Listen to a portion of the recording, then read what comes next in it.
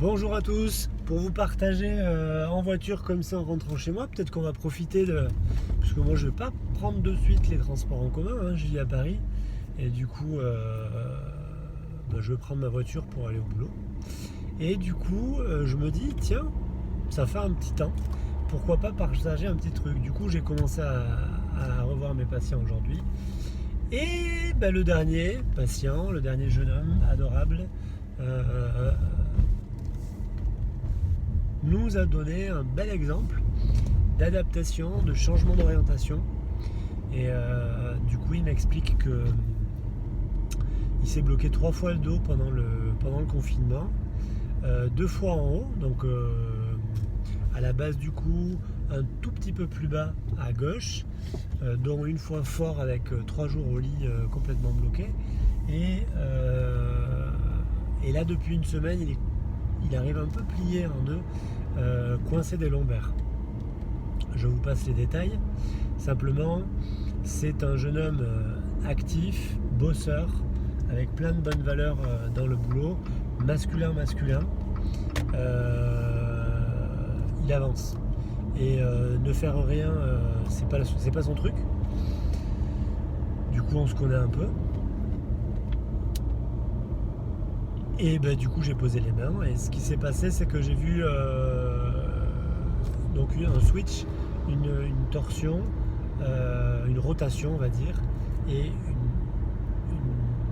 perte de hauteur, une compression au niveau de la première vertèbre cervicale, tout en haut du cou, au niveau de la première vertèbre thoracique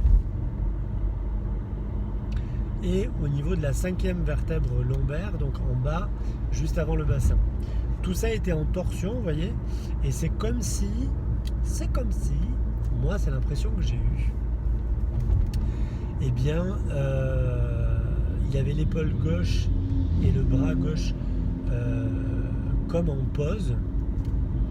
J'ai eu cette impression qu'il avait été très masculin dans sa vie, boulot, son entreprise, et que avec ce confinement, avec cette mise dans le féminin, cette mise à la maison, dans l'intériorité, avec ses 2 enfants, il avait été un peu mis en porte-à-faux au début et ça l'avait un peu bougé,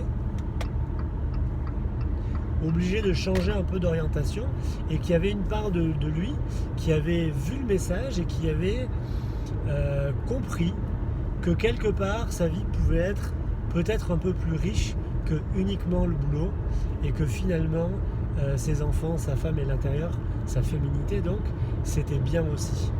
Et du coup j'avais ce corps qui avait l'habitude d'aller vers là-bas, vous voyez, et là qui avait pris la décision de réorienter. Et pourquoi je vous présente ce cas clinique? Parce qu'il m'a demandé à la fin, mais c'est coincé, comment ça se passe, les muscles, est-ce que je stresse trop, etc. Et j'ai pris le temps de lui expliquer qu'à mon avis, c'était pas que c'était coincé, mais c'était que ça se réorientait. Et dans la réorientation d'un système, parfois, si ça se passe trop vite ou si l'intellect ne veut pas, et du coup il y a des dualités, vous voyez, il y a une part de nous qui se dit bon tiens, maintenant je vais aller plutôt par là, mais il y a toute une part de nous, ça se fait pas d'un bloc, qui continue d'aller par là. Et du coup c'est comme des dualités qui se créent, mais ça c'est c'est inhérent au changement, c'est inhérent au changement de route. Donc à l'image de quand vous avez une petite grippe, c'est parce que vous avez cumulé avant trop de pression, trop de tension, et du coup le corps va créer de la chaleur au niveau des sinus, au niveau des poumons, pour brûler les toxines. Donc vous êtes en train de passer au-dessus de quelque chose. Donc on peut voir quelque part dans ce type de pathologie en Saïta ils disent des variations de santé. Moi j'y vois de la résilience tissulaire toujours, et j'y vois une réadaptation, une réorganisation. Et là j'ai vu ça dans son corps, dans cette colonne vertébrale qui avait l'habitude de partir vers la droite, et qui là s'est dit mais attends, mais je passe à côté de quelque chose dans ma vie, c'est par là le chemin. Et du coup il était en train de se réorganiser, et moi j'ai juste posé les mains, observé ça. servi comme d'habitude de point d'appui. Et du coup, ça s'est réorganisé sur ces 3 domaines. Et ensuite, on est arrivé sur quelque chose de plus profond et de plus essentiel pour lui, au niveau de son plexus solaire, au niveau de son estomac, de son foie, et au niveau des vertèbres juste derrière. C'est le monde de l'émotion lourde, c'est le monde de la digestion, c'est le monde de l'astral. Et du coup, là, j'ai vu les conflits qu'il y avait à l'intérieur de lui et pourquoi il avait peur finalement de ne rien faire. Et quelque part, un peu le manque de paix à ce niveau-là. Vous voyez, il y avait beaucoup de conflits à ce niveau-là entre son féminin, son masculin, et cette peur un petit peu de l'émotion, cette peur de la sensation, cette peur de notre part animale. Excusez-moi, je suis un peu speed, hein, mais je suis en voiture. Et tout s'est délié à ce niveau-là. Et derrière, les vertèbres se sont posées. Et là, il y a toute la colonne qui s'est posée. Et à ce moment-là, il y a rééquilibration. Le bassin s'ouvre, une remise en route. Il y a de l'énergie qui revient dans le bassin. Tout regonfle et ça recommence à circuler le long de l'axe central, de bas en haut dans la colonne vertébrale, dans le LCR, et de haut en bas, donc devant, traversant la bouche, la gorge, donc toutes les fonctions, si vous voulez, digestives, émotionnelles, hein.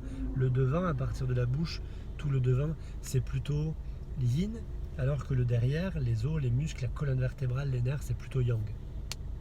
Là, je vais créer de l'énergie, je vais digérer, je vais absorber de l'énergie.